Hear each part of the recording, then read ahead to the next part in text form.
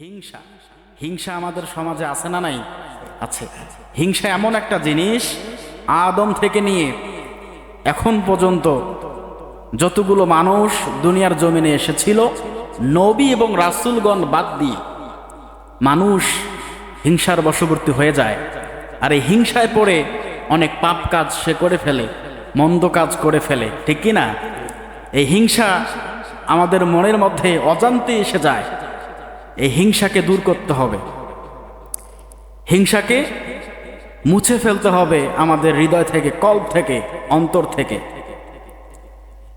রাসূল সাল্লাল্লাহু আলাইহি সাল্লাম বলেছেন, তোমরা হিংসা কেউ করবা না, কারণ হিংসা তোমাদের নেক কাজগুলোকে, আমলগুলোকে ধ্বংস করে দেয়, বরবাদ করে দেয়।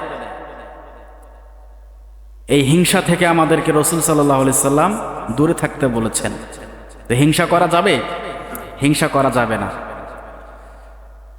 আল্লাহ রাসূল বলেন, তোমরা হিংসা হতে দূরে থাকো, কেননা হিংসা তোমাদের আমলগুলোকে, নেক কাজগুলোকে বরবাদ করে দেয়।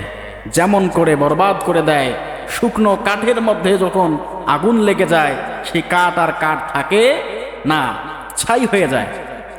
হাদিস শরীফের মধ্যে এসেছে, শুকনো ঘাসের মধ্যে যদি আগুন লেগে যায়, মাটির মধ্যে দেখবেন ঘাসগুলো আর ঘাস নাই, ওটা ছাই হয়ে গেছে। সুনানে আবু দাউদ 4905 নম্বর হাদিস। আল্লাহ রাসূল বলেছেন, তোমরা হিংসা করো না, হিংসা থেকে দূরে থাকো। হিংসা সবগুলো নষ্ট করে দেয়। আর সব থেকে বড় ক্ষতি হচ্ছে যে হিংসা করে সে সব থেকে বেশি জ্বলে, ঠিক কি না? জ্বলে, যার ভিতরে হিংসা সে সব থেকে বেশি জ্বলে। আমাদের সমাজে এখন সব থেকে এটা বেশি চলে। তো হিংসা আমাদের অন্তর থেকে দূর করা দরকার আছে না নাই? আপনি কি চান, আমরা কি চাই যে আমাদের এই যে রমাদান মাসের 1 মাস রোজা রাখলাম, এই যে 5 ওয়াক্ত সালাত আদায় করছি, দান করছি, সদকা করছি, মা বাবার খেদমত করছি, এগুলো আমল সব পুরে ছাই হয়ে যাক? কেউ চাবে? কেউ চাবে না। না, আমি চাবো না এটা। এই জন্য রাসূল বলছেন, হিংসা করা যাবে না। হিংসা এটা আজকে থেকে না, হিংসা দুনিয়া সৃষ্টির আগ থেকেও হিংসা ছিল। যখন দুনিয়াতে কোনো মানুষ ছিল না, তখনও হিংসা হয়েছিল। আল্লাহ পাক রব্বুল আলামিন আদম আলাইহিস সালাতু ওয়াস সালামকে সৃষ্টি করে জান্নাতের মধ্যে রেখে দিলেন।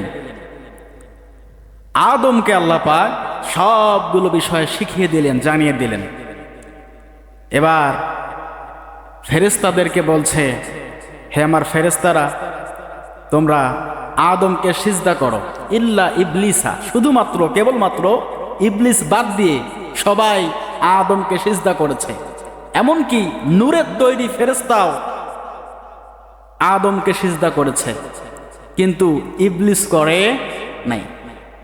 ইবলিস আরজুমেন্ট পেশ করলো। আল্লাহ পাক বলছে, কি ব্যাপার, তুমি সিজদা করলা না কেন?